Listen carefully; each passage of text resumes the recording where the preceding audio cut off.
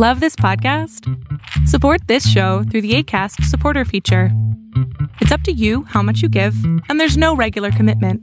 Just click the link in the show description to support now.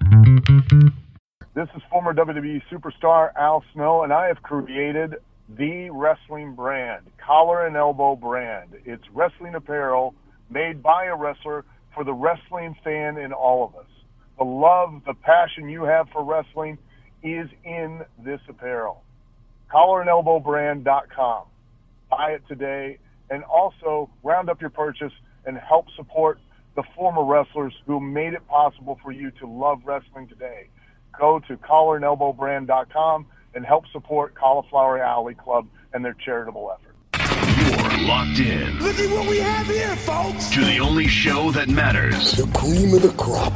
Duke Loves Rasslin. And there is no one that does it better than your host. I have come here to chew bubblegum and kick ass. The Duke. And I'm all out of bubblegum.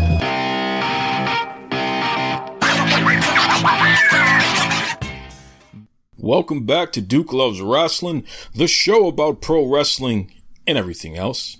And you know something? We're going to title this week's episode as the world's most dangerous episode. You know why? Do you know why? Because the world's most dangerous man, Ken Shamrock, he's going to be my guest this week. I am so pumped to talk to the legend Ken Shamrock. I mean, this is just going to be a very, very fun episode, folks. Before we get to any of that stuff, though, I do want to give a shout out. I want to give a shout out to the man, the myth, the legend. We're talking about The Rock, Dwayne Johnson. This guy, let me tell you something. You know that song by Lil Duval, Living My Best Life? Yeah, that's what The Rock is doing, Jack. He is living his best life. First and foremost, the man just married his lovely fiancée. So congratulations to them. You know, they have that beautiful baby girl that they just had, I believe it was like last year. So that's good stuff there. But on top of that, that new Hobbs and Shaw movie was the #1 movie in the world, you know, big time box office numbers. So once again, The Rock maintains his #1 streak. But on top of that, this guy, The Rock, Dwayne The Rock Johnson, named #1 once again on the Forbes top paid actors in Hollywood list. Okay? Think about this for a second. The Rock made, from June 1st, 2018 to June 1st, 2019, $89.4 million. Are you kidding me? $89.4 million. Imagine what you could do with $89.4 million. That's like hitting the Mega Millions and the Powerball. It's just insane to think. And this guy made that much money in 1 year. Okay, so congratulations to The Rock. I know his show on HBO, Ballers, that's going to be starting its new season coming up in the next couple of weeks here. This guy is just incredible. And he's been doing a great job continuing to progress with his acting. It's getting better and better, more and more believable, especially on Ballers. I really enjoy that show. So shout out to The Rock. That's really good stuff there. Also, I got to tell you, folks, I watched UFC 241. In fact, we're going to get our good friend Reed, Sean Reed, the combat sports analyst, to come on and break that down. Because I got to tell you right now, Daniel Cormier, oh my God, he lost the heavyweight championship to Stipe Miocic, which is the guy who was the former heavyweight champion that Cormier knocked out in order to obtain that championship. I mean, this match was just ridiculous. The first few rounds, Daniel Cormier was doing a great job. He was definitely winning, beating up on Stipe, busted his face up real good. A couple of times it looked like he was going to knock him out. You know, Cormier is a wrestler. He's not really a stand-up fighter, but he's been working on his boxing game, and it shows. His boxing game is definitely really good. But Stipe is a stand-up fighter. That's his game, Jack. Stipe's known for knocking people out. So, sure as hell, as soon as Stipe realized that every time Cormier lifted his arms to protect his face and to give Stipe this 1-2 jab that he kept doing that was effective, he left his body wide open. And of course, Stipe is taller, had the reach advantage as well.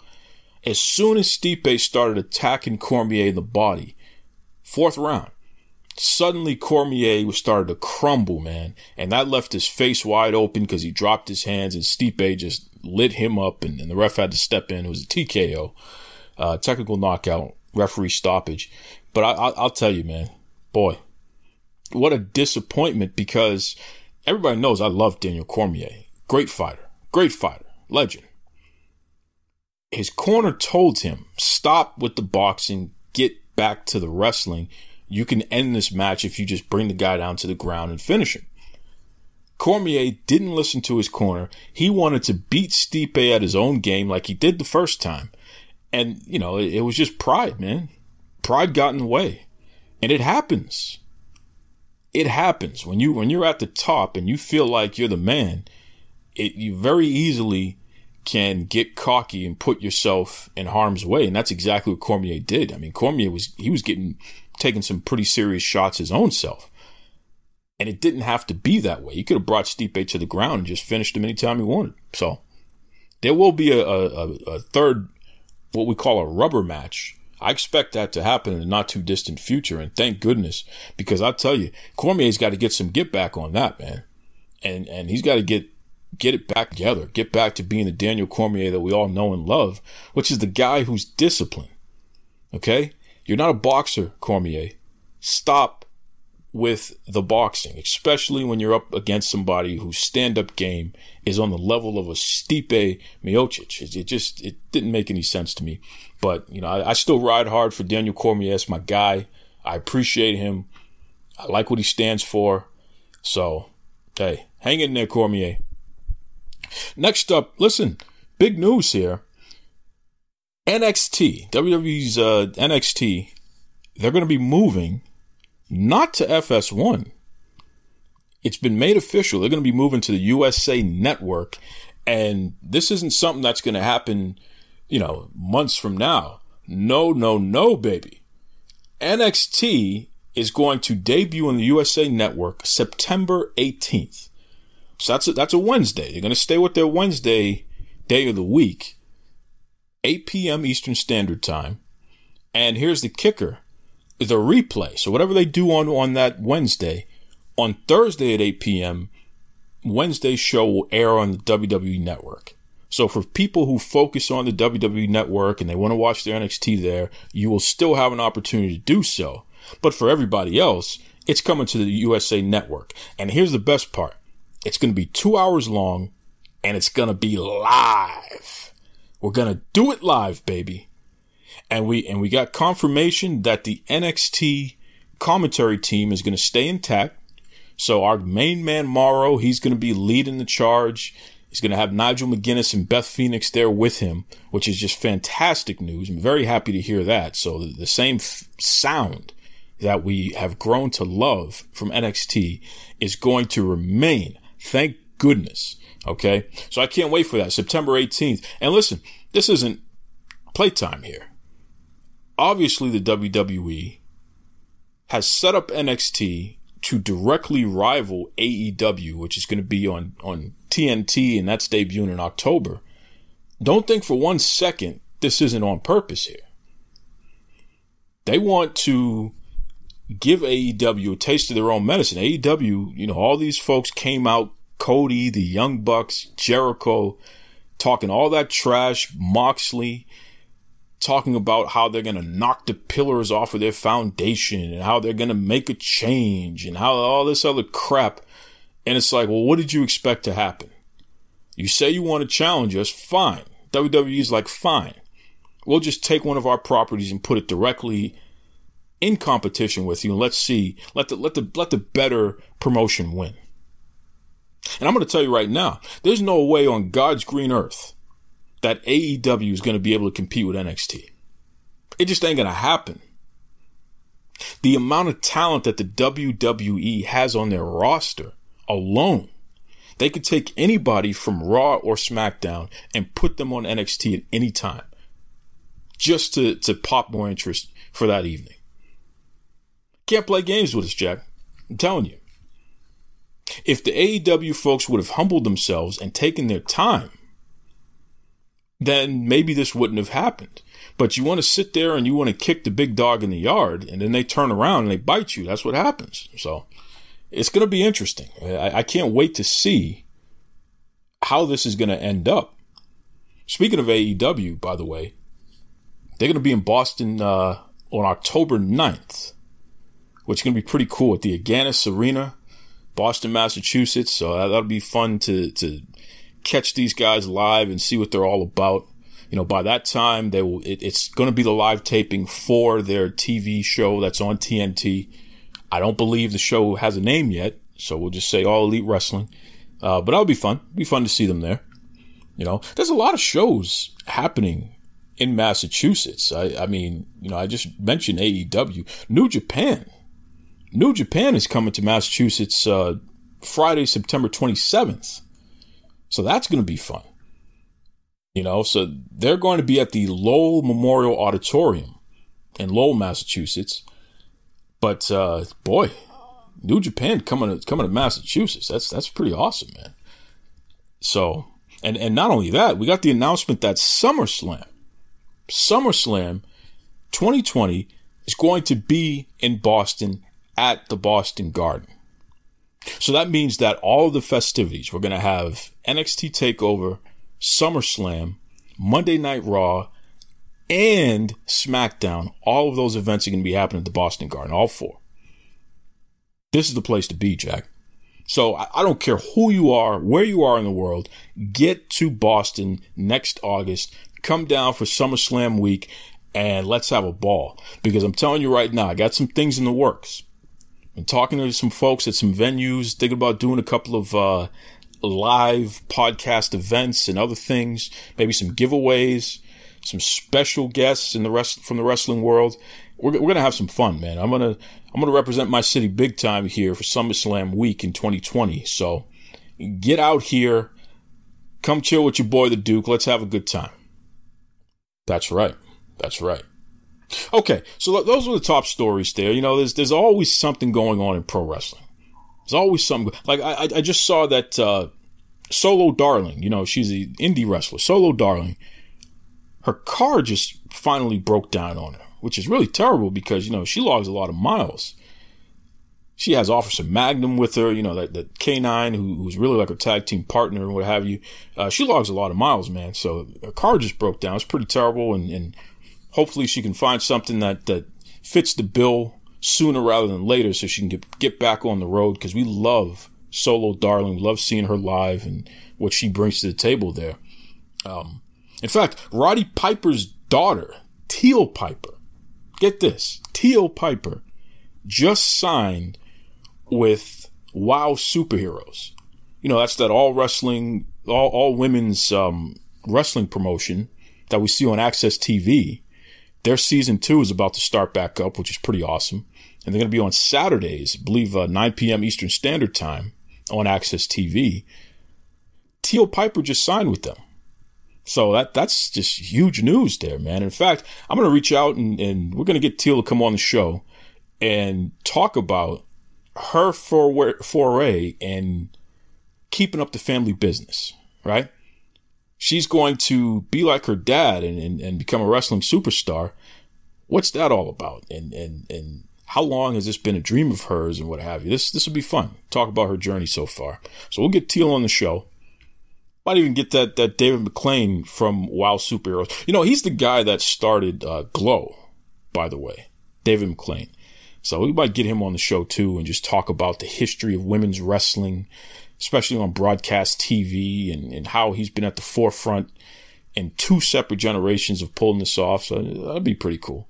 You know, there's always stuff going on, man. That's why it just, and when we hit the fall, it feels like so much becomes clear. There's more focus on certain aspects of things.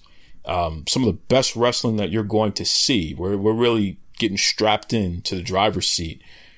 In another couple of weeks, it's going to be on, baby. It's going to be on. And I'm telling you right now, for all you folks out there who've been talking about TV ratings and things like that, keep your eyes peeled. We're about to see some stuff that we haven't seen in a long time with all these wrestling promotions. You know, all the NXT, Raw, SmackDown Live, AEW, New Japan Pro Wrestling on Access TV, WoW Superheroes on Access TV, and everything else that's out there. Ring of Honor is pretty much in every market in the country. I think there's maybe 10 markets they're not in yet, but they will be, I'm sure. It's just, you know, Impact Wrestling is still trying to find a home on TV, which I hope they do.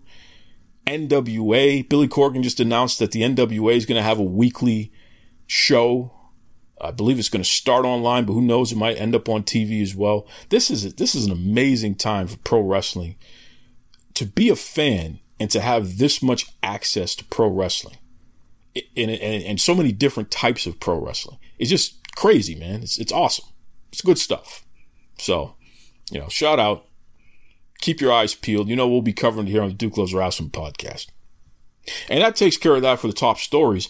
I don't want to take up too much more time here because the world's most dangerous man, Ken Shamrock, he is going to let us know about some special things he has going on, and he's going to do that right now.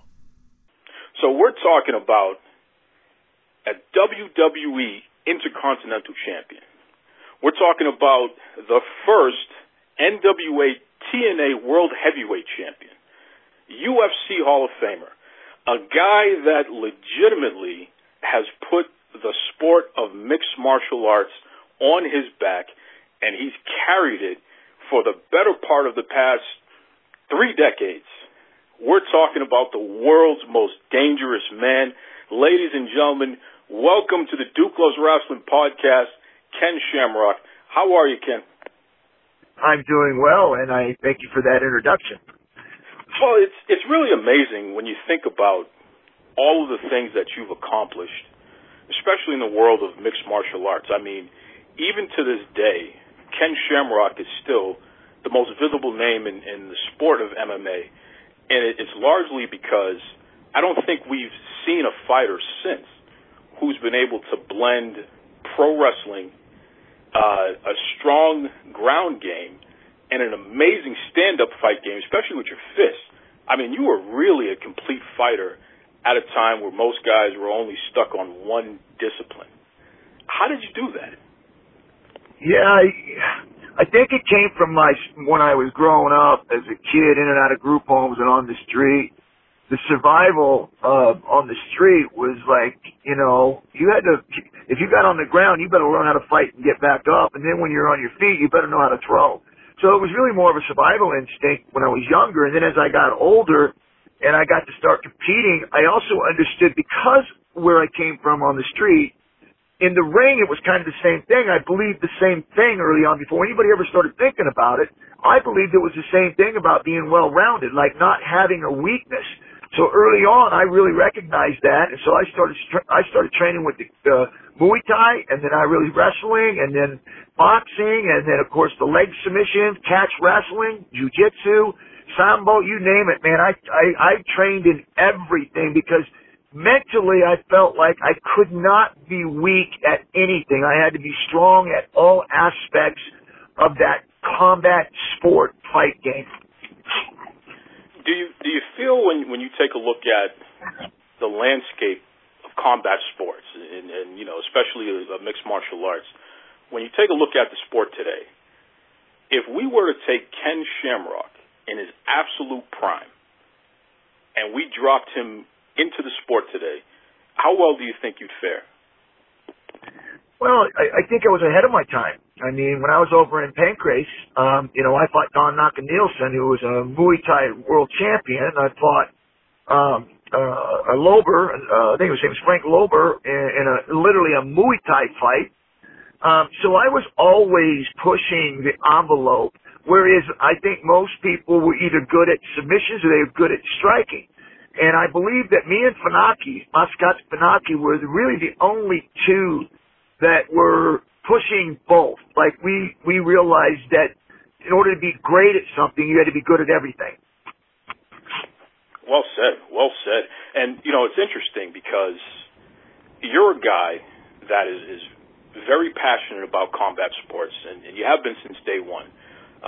You never shy away from talking about it. You love talking about the science, explaining things. I literally can go back to the early 90s and just recall all of the different interviews, whether it be print or whether it be, you know, on TV, and just listening to Ken Shamrock break down MMA and the psychology and what have you. It's really interesting where you have a guy who can show you how it's done physically, but then he can intelligently speak about it and break it apart and make it make sense. So we transition to today. Let's talk about Valor Bare Knuckle. This is the new Bare Knuckle MMA promotion that you just launched with your business partner, and instead of being on the card, you're actually the guy behind the scenes making these things happen. So talk to us about this, especially bare knuckle. I mean, why bare knuckle fighting? Well, I think that was my passion early on. I felt like bare knuckle was pure. It was real. There was no equipment that would make you good or better. It was just you, God-given talent. And I fell in love with that early on, and then it was taken away because some guy named Tank Abbott walked into the UFC, put on some 4-ounce gloves, and started knocking fools out. So all of a sudden, the company embraced it because they realized that they can actually put a glove on somebody, because we were doing tournaments during that time, and they could put a glove on somebody and they could go in there and fight, knock people out, and they could come back out and fight in the next fight, as opposed to when they weren't wearing gloves. It was a little bit more difficult because you had to be very careful on where you were throwing your punches, and if you weren't, you could bruise your hand up and they wouldn't come out and fight again. But here's the thing with that. The reason why I fell in love with it is because it was more strategic. So therefore, you couldn't just be a person out there throwing bombs. You had to be a really accurate striker. And for you to succeed in that tournament or in a bare knuckle tournament, you have to be very accurate with your strikes. So I fell in love with that, man, and then it was gone because they adopted the gloves, and then they sold it as a bill of being more safe, which that's just not true. And so here we are today with the opportunity to be able to bring it back, be able to educate the people on what it really is, and be able to move forward from there and let people make their own decision on it, whether or not they want to watch it or not watch it. But I'll tell you this, bare knuckle fighting is its own beast. It's its own individual sport. If you see a boxer come in and try to do bare knuckle, or a MMA guy come in, or a wrestler, or you name it, come in and try to do bare knuckle, they will not have the same success as they had in the other sport they were in unless they could transition into bare knuckle the way bare knuckle is supposed to be fought. Wow, that is just, I mean, you're giving me hype already just thinking about that. And again, we're talking about the psychology behind the decision to get rid of the gloves. Because like you said, it's a bale of goods to say that wearing the gloves is safer, especially in MMA. It's just not true. And the proof is in the pudding. So that's well stated here. Now we're talking September 21st, 2019, Four Bears Casino in Newtown, North Dakota. Jeez, VBK1. What can we expect overall at this show? I mean, tell the fans why they really, if they can't make it out to North Dakota, they can get it on, you know, the Fight TV app, or they can get it on pay-per-view. Why should they invest in this amazing MMA card? Well, especially if you're a combat fan, if you like that combat sport, this is a much faster event. You watched MMA and you watch boxing or kickboxing or even wrestling.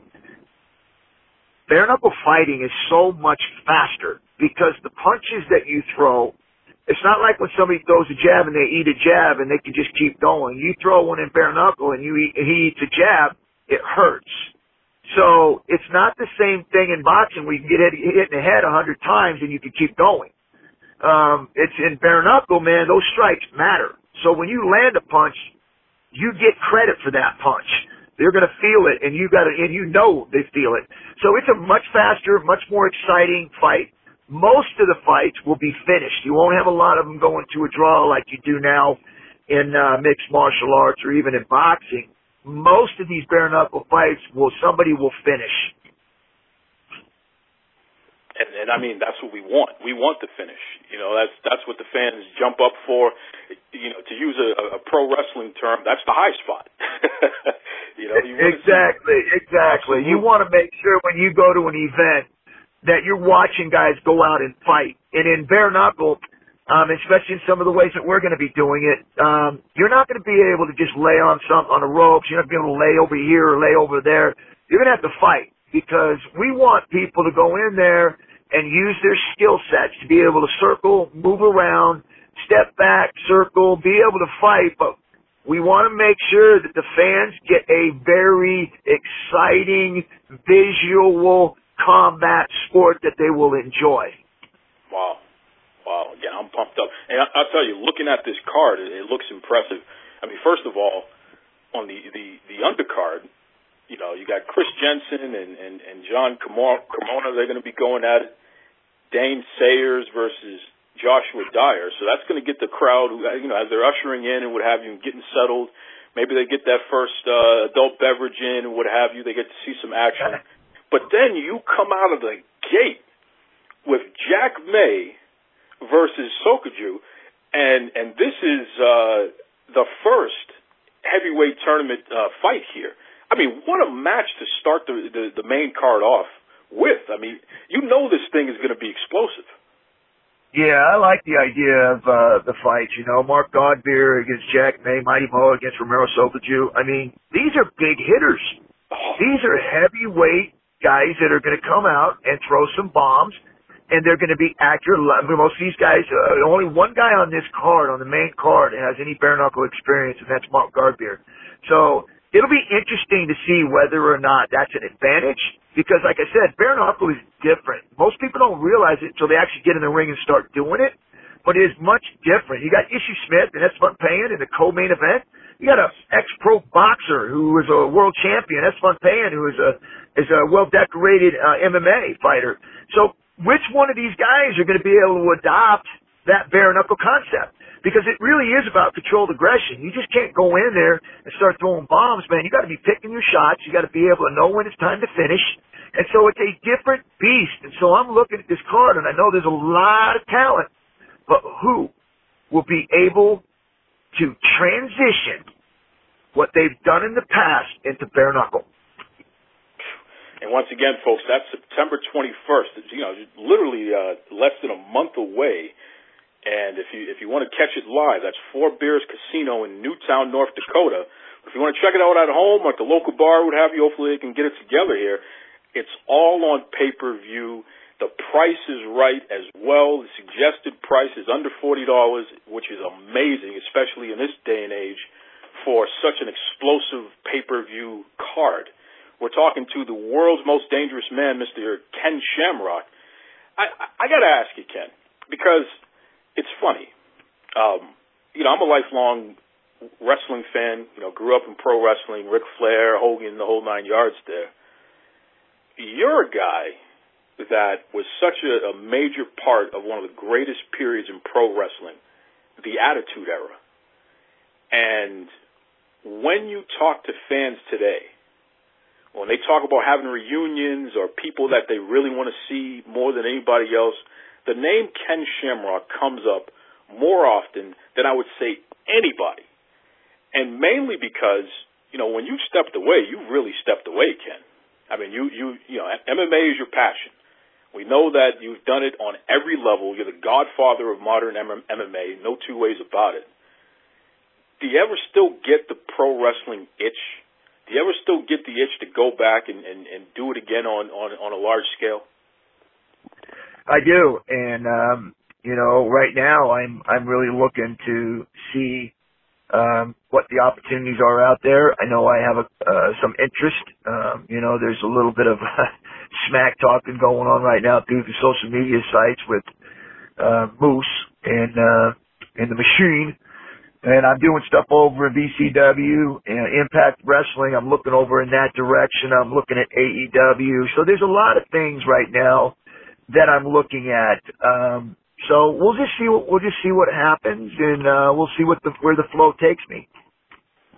Well, I'm gonna tell you right now, we miss you in the squared circle, man. We really do.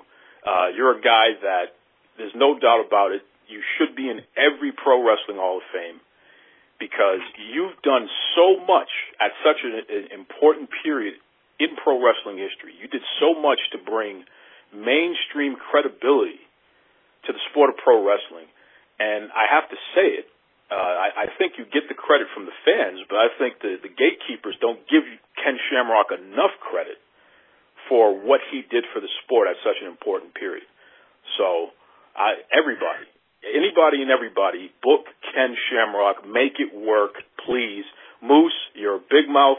You want to talk about Ken Shamrock until he's standing in front of you. Watch yourself there, Moose. I'm just going to put that out there as well. You know. Yeah, better tell him too that he better wear pants, because those chicken legs are embarrassing. He's been skipping leg day, no doubt about it.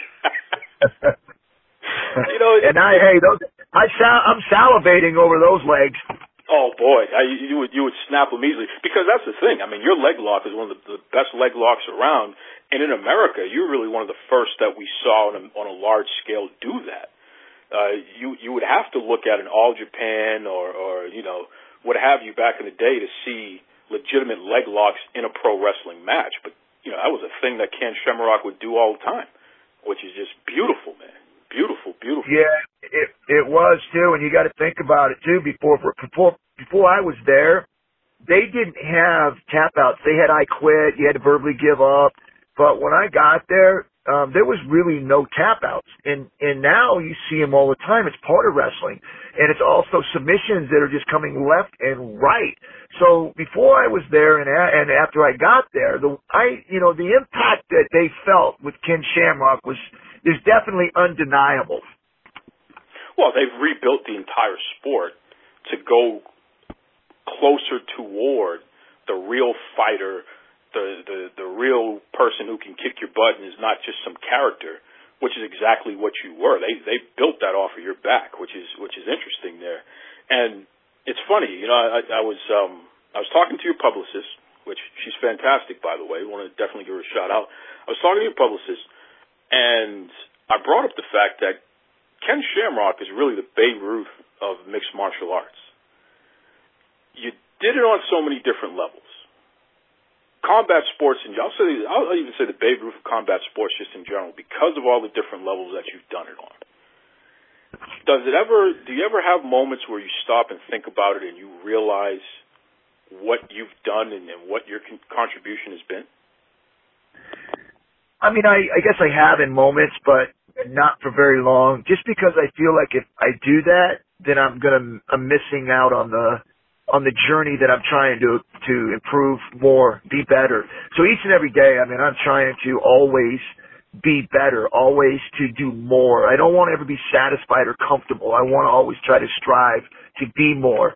And at the same time that I'm striving to be more and do more, I also, because I want to do that, it's not just for me or for my family, it's because it gives me the opportunity to be able to help other people achieve their own goals. The more successful I am, the more opportunity that I have to help other people be able to reach their goals too, because then I have the ability to be able to do things like Valor BK1, be able to give people opportunities to follow their dreams in fighting, being in pro wrestling where I get the opportunity to bring my name back out there, be able to go to some of these kids' shelters and at-risk kids, being able to talk to them, help motivate them, give them some direction so that they can be successful. So in order for me to be able to do that, I have to keep striving to keep my name out there and be relevant so I'm able to use that to help other people.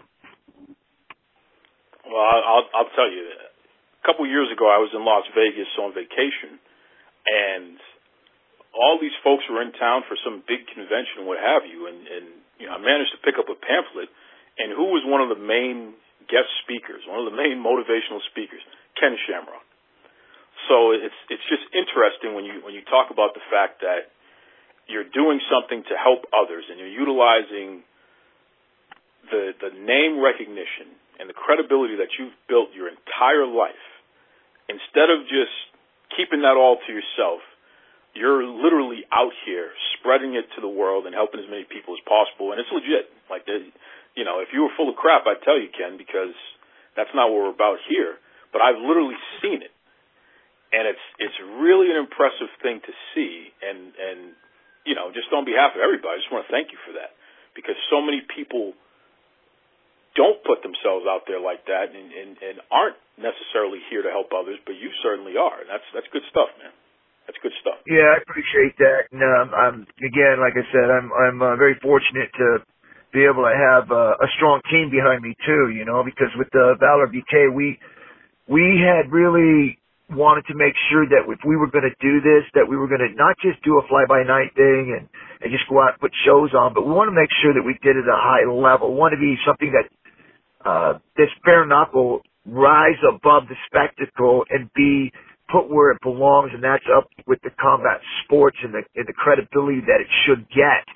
But our team has done a fantastic job at being able to help me do that. Des Woodruff, who's my business partner, has done a great job at being able to get the right people in place and being able to help me be able to understand what it is we're getting into. And then Jen Wink, who was a PR that she used to be with UFC in its prime, where she helped them, and now she's with us.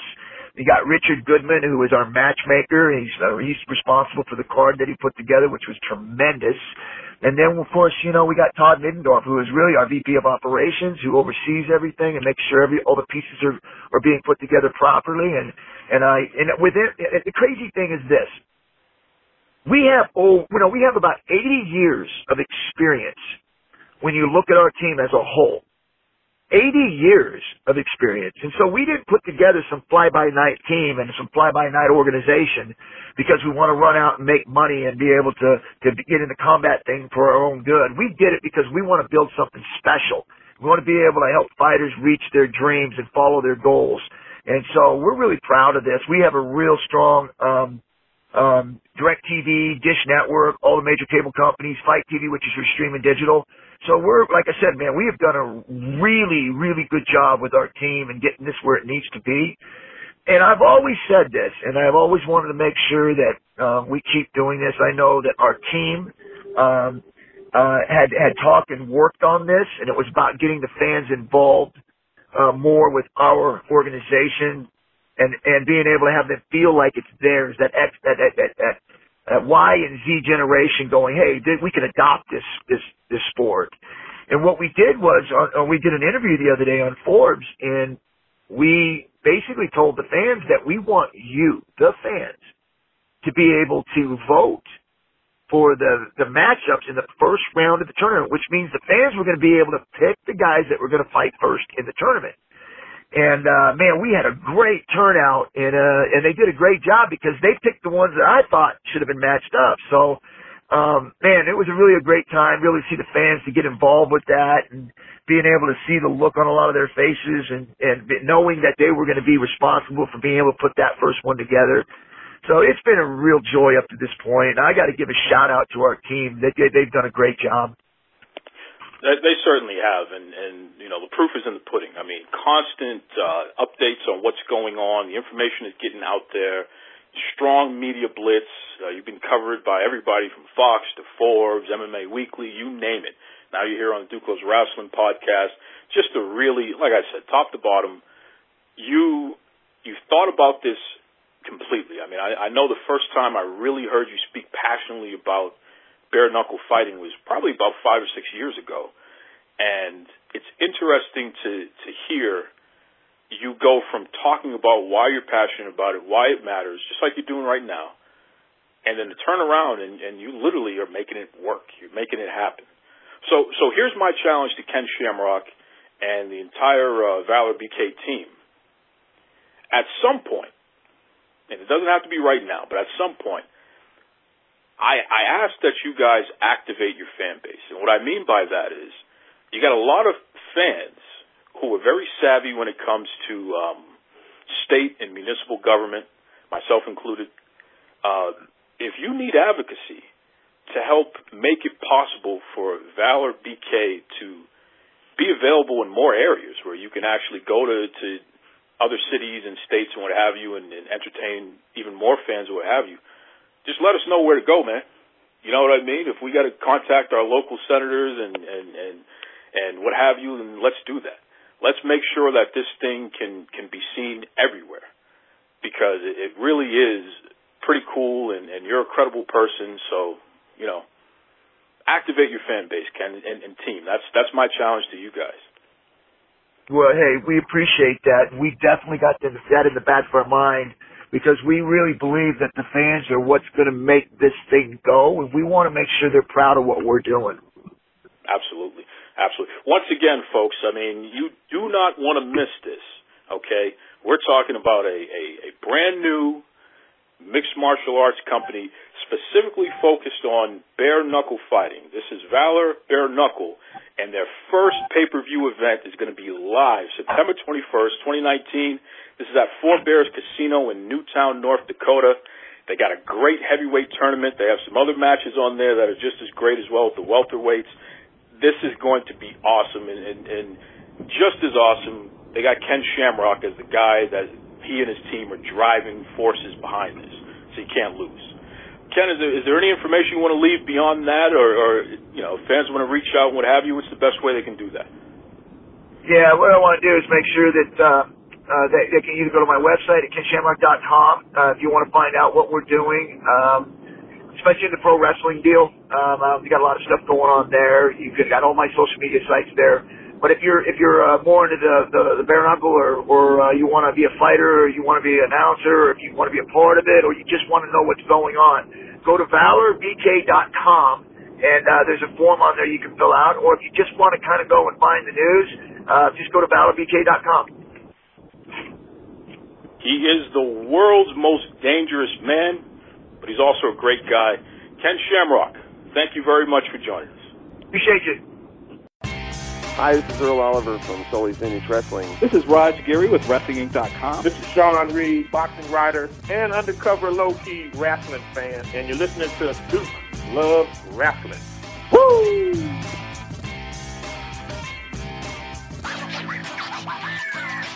Wow. How about that? Huh? Ken Shamrock, baby. Ken Shamrock. And that's pretty cool, you know. This is, I mean, we're talking bare knuckle fighting here. No gloves.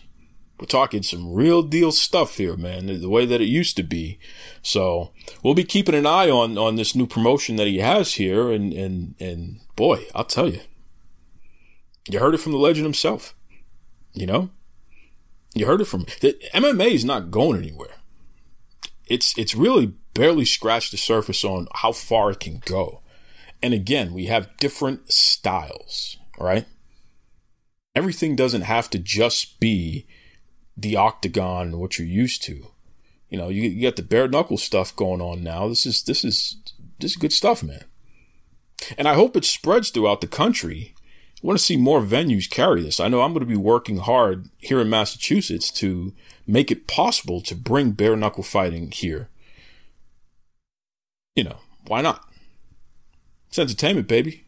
It's good stuff. So again, thank you to Ken Shamrock for joining us this week. That was a major interview that I wanted that interview for a few years. And I'll tell you, a couple years back, we were scheduled to do something with Ken, and, you know, schedules just didn't work out. So unfortunately it didn't happen, but I never gave up on it.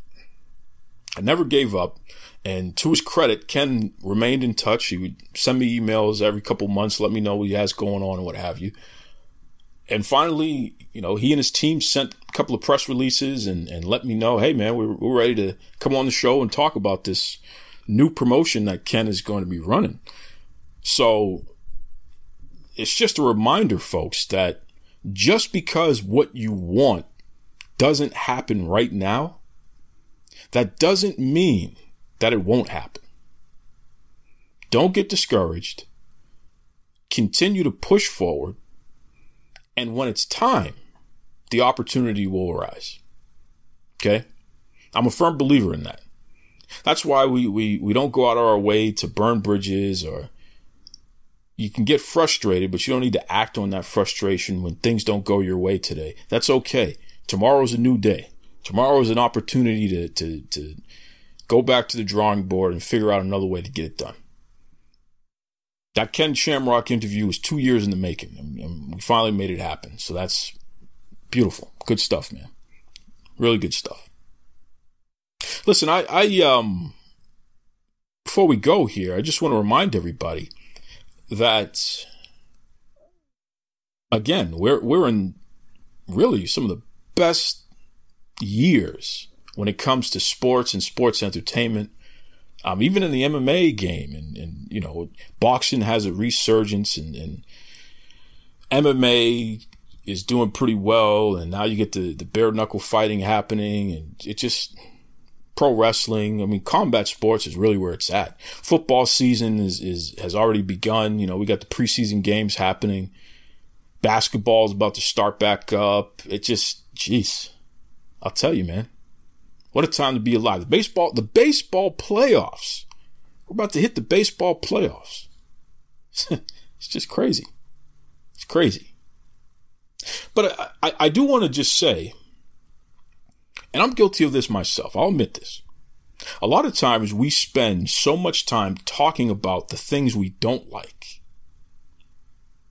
We may be taking away attention from the things that we do like.